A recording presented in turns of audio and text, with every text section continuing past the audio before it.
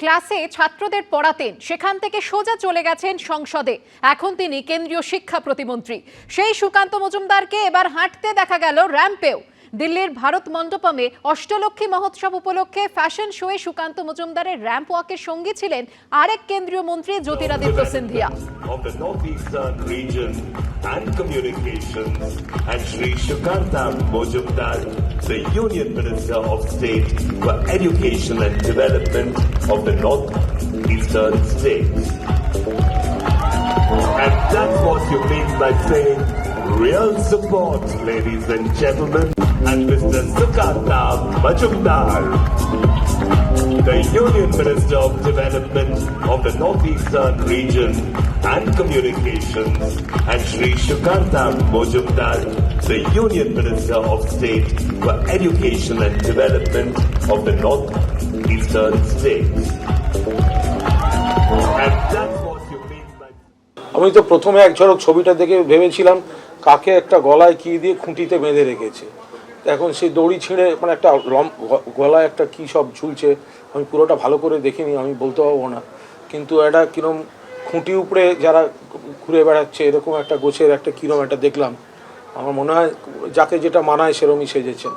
আগামীকাল রয়েছে ভারত বাংলাদেশ বিদেশ সচিব পর্যায়ের বৈঠক। তার আগে আজ ঢাকায় ভারতীয় হাই কমিশনের উদ্দেশ্যে মিছিল করবে খালেদা জিয়ার দল, বিএনপির 3টি সংগঠন। পাশাপাশি ভারতীয় হাই কমিশনে স্মারকলিপিও জমা দেবে বিএনপির যুব দল, স্বেচ্ছাসেবক দল ও ছাত্র দল। এ নিয়ে বিস্তারিত জানতে সরাসরি চলে যাব আমাদের প্রতিনিধি আবির দত্তের কাছে। আবির, চাপ বাড়াতেই কি এই কৌশল?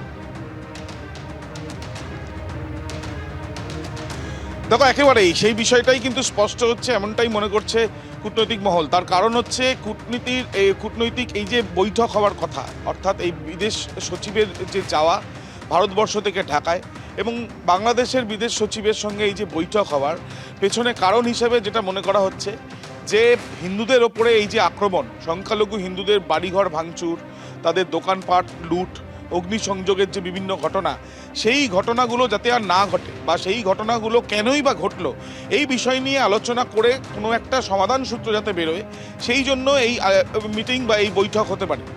কিন্তু সেখান থেকে দেখা যাচ্ছে তার আগে আজকে বাংলাদেশের ঢাকাতে অবস্থিত ভারতের যে হাই কমিশনের অফিস, সেখানে যাবে বলে ঘোষণা করেছে বিএনপির শাখা সংগঠনের 3টি শাখা সংগঠন। প্রথম যুব দল, দ্বিতীয় ছাত্র দল এবং তৃতীয়ত স্বেচ্ছাসেবক দল।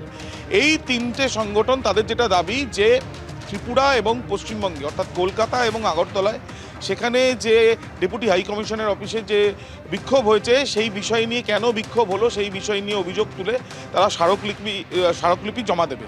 এবং এই যে মিছিল করে তারা যে সেখানে যাবে এবং ঠিক বৈঠকের আগের দিন, এটা কোনোভাবে মনে করা হচ্ছে যে এটা ভারতবর্ষের উপরে চাপ সৃষ্টি করারই একটা কৌশল। তাহলে এখানে আরও একটি প্রশ্ন উঠছে, তাহলে কি সদিচ্ছা নেই বাংলাদেশের যে একটা সমাধান সূত্র বেরিয়ে আসুক বৈঠকের মাধ্যমে? যে সমাধান সূত্রের অপেক্ষায় প্রত্যেকে রয়েছে এবং সেই সমাধান সূত্র তারা চাইছেন না বলেই কি বিএনপি, যাদের সঙ্গে এই অন্তর্বর্তী সরকারের একেবারে বলা যায় যে অত্যন্ত ভালো সম্পর্ক বা ঘনিষ্ঠ সম্পর্ক, সেই বিএনপিরই 3টে সংগঠন, শাখা সংগঠন, তারা এই ধরনের কর্মসূচি নিচ্ছে। তাহলে কোনো না কোনোভাবে এই কর্মসূচির মাধ্যমে ভারতের উপরে কি চাপের একটা কৌশল নিচ্ছে বাংলাদেশ, সেই প্রশ্ন উঠছে। ধন্যবাদ আবির।